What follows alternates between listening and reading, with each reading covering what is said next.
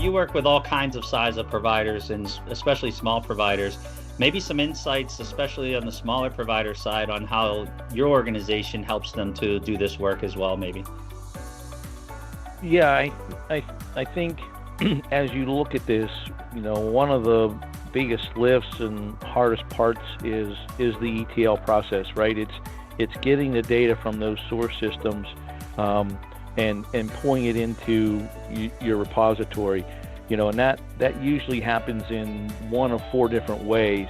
One is having a whole mirror image of the database and what they term as a reporting server that you can grab any of the data anytime. And that mirror image is updated every 5 minutes. Then you have APIs where you can call into a data set and grab data that you want. And more and more vendors now are creating what's called an SFTP push, where you can take specific reports or components of the data, put it on a schedule, and have it pushed out every night. And they like that because it's less costly to them, but it still works fine. It just limits you to certain things. And then the other one is running a manual report and pulling the data and using it there.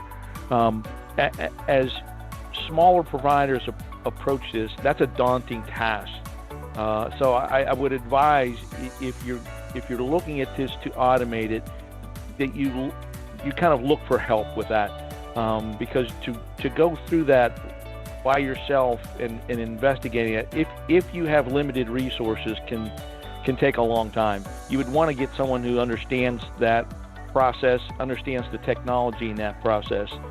The other point, though, Bob, that's important, getting the data is just step one.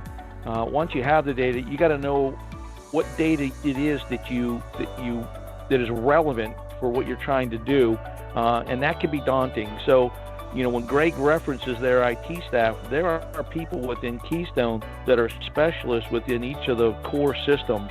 They have Workday and they have CareLogic and they have, different major systems. People understand those systems, and those people are invaluable when it comes to getting data or a change in the system that needs to occur, and then understanding the rippling effect of that in your reporting.